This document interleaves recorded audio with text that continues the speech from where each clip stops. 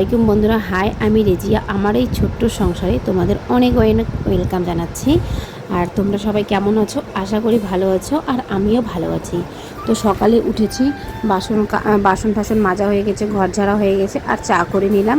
তো আমাদের বাড়িতে না কিছু লোক এসেছে সকাল সকাল, মানে কাজের জন্য আর কি। দুটা লোক এসেছে, তো ওই দাদা ভাইদেরও চা দিয়ে দিয়েছি, আর আমরাও এখন চা খাবো। তো দেখতেই পেরেছো যে এই পপের সেটা মানে প্যাকেটটা ছেঁড়া ছিল, তো দাদাভাইদের চা দিয়ে দিয়েছি। আর আমিও এখানে এখন চা খেয়ে নেবো, তখন দাদাভাই আর আমি। আর আমার শ্বশুরও মানে এই যে এখন খাবে। তো একবার ঢেলে দিব, আবার রেখে দিব, তোমরা নিশ্চয়ই দেখতেই পারবা। কারণ কি উনি এসে আবার চলে যায়, তারপরে আবার আসে। তো এখন আবার চাটা দিব, দিয়ে চাটা খাইয়ে মানে চা খাওয়া হয়ে যাবে। তারপরে না কাজ আছে, অনেক কাজ আছে। তো আজকে সম্পূর্ণ ঘরটা একদম ডিপ ক্লিন করবো, আর ঘরে কিছু নতুন জিনিস ঢুকাবো আর কি। তো সেটাই আজকে তোমাদের সাথে শেয়ার করব।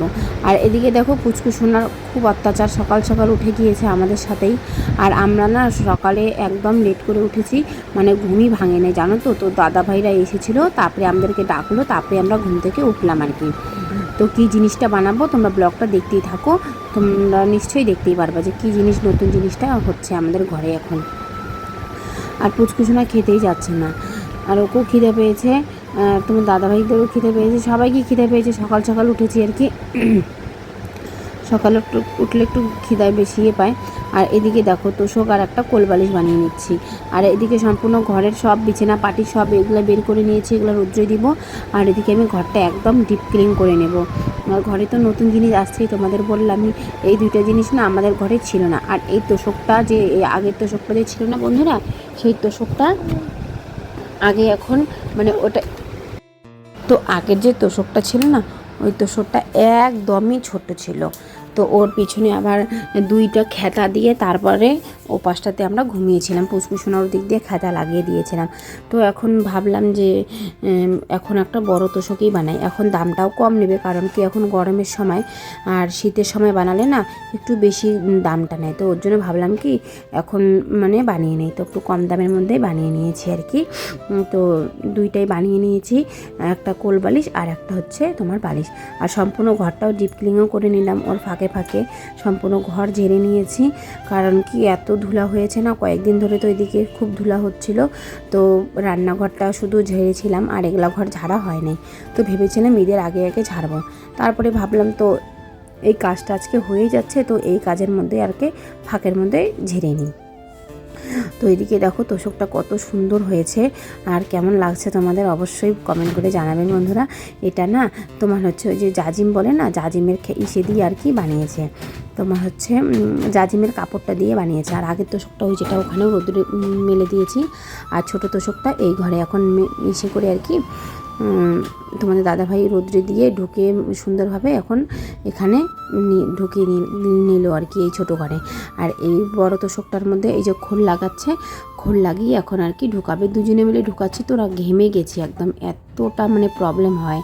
তো এটা না আমার মার বুদ্ধি, জানো তো। মা এভাবে করে আর কি খোল লাগায়, তো মা আমাকেও বলছে যে এভাবে করে লাগায়, তাইলে আর কি খোলটা নষ্ট হবে না। মানে খোল বলছি, তোষকের খোল মানে যে কভারটা থাকে উপরে যে থাকে না কাপড়টা, ওইটা নষ্ট হবে না, আর নোংরাও হবে না। তো তোমাদের দাদাভাই লাগিয়ে একদম হাঁপিয়ে গেছে, দেখো এখন ঘুমিয়ে আছে। বলছে কি আরাম, মানে নরম, বড় বড় নরম তো জানোই, প্রথম প্রথম নরম থাকে, তো ওর জন্য আর কি ঘুমিয়ে আছে। আর এদিকে দেখো ওই যে যা যা ছিল আর কি বস্তা মস্তাগুলো দিয়ে এইখানটার মধ্যে বিছানা করে নিলাম।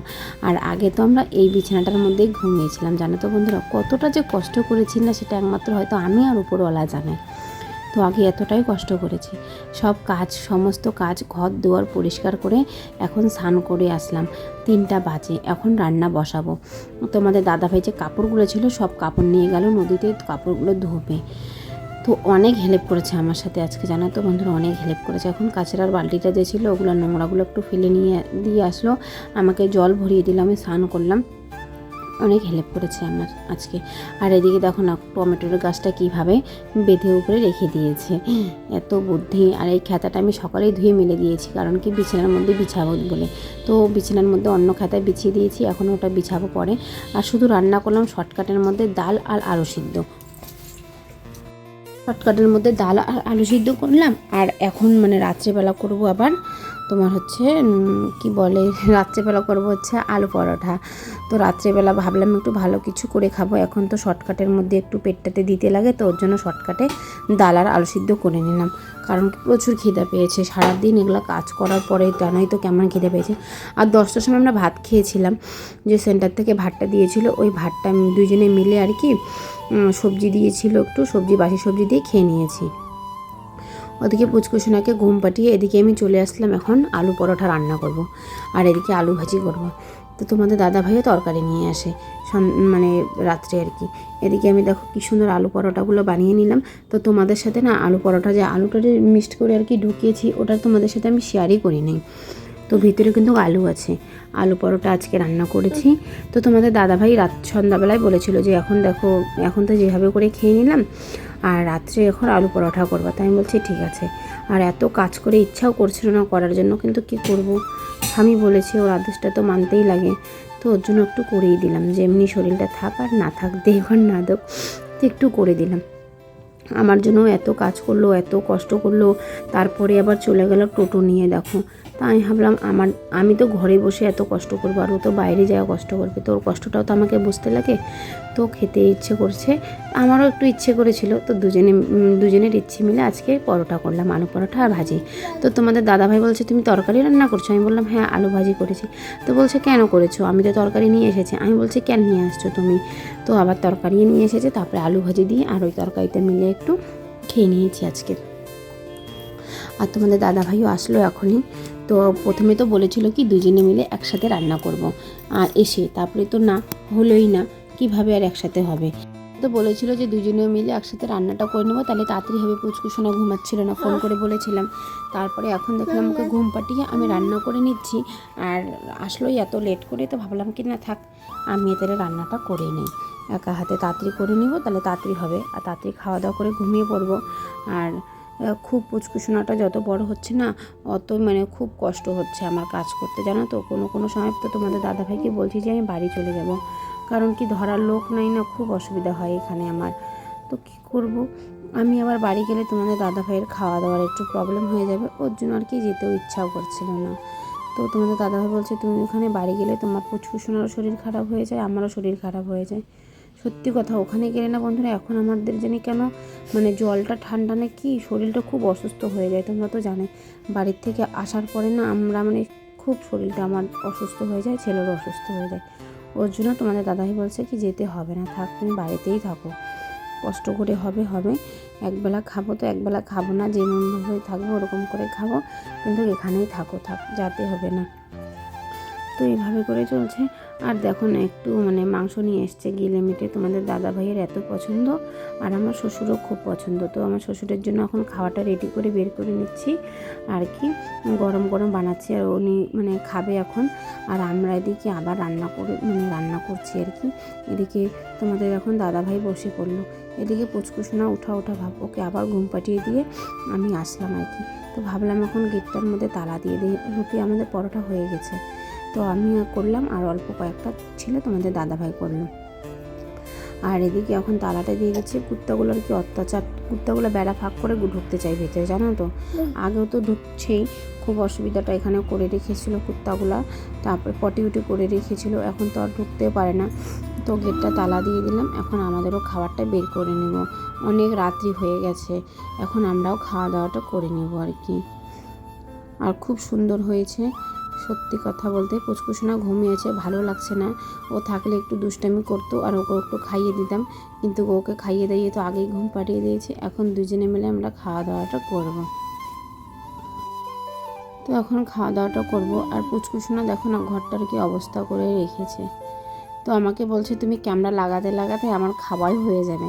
আমি বললাম দাঁড়াও একটু ভিডিওটা তো করি, আর সেই গরম ছিল, আমার হাতটা একদম পুড়েই গেল গা মনে হচ্ছে। তোমাদের দাদাভাই আগেই খেয়ে নিয়েছে, তারপরে আমাকে খাইয়ে দিল। আমি বললাম কি তাহলে আমি একটু খাইয়ে দিই, আমাকে যখন ও খাইয়ে দিয়েছে তা আমি কেন খাইয়ে দিব না।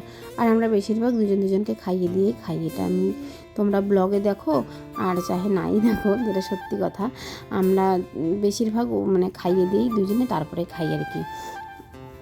দুজনে আমরা ও আমাকে খাইয়ে দেয়, আমি ওকে খাইয়ে দিই, তারপরে আমরা দুজনে মিলেমিশে খাই আর কি। তো এটা ভালোবাসাই যথেষ্ট ভালো।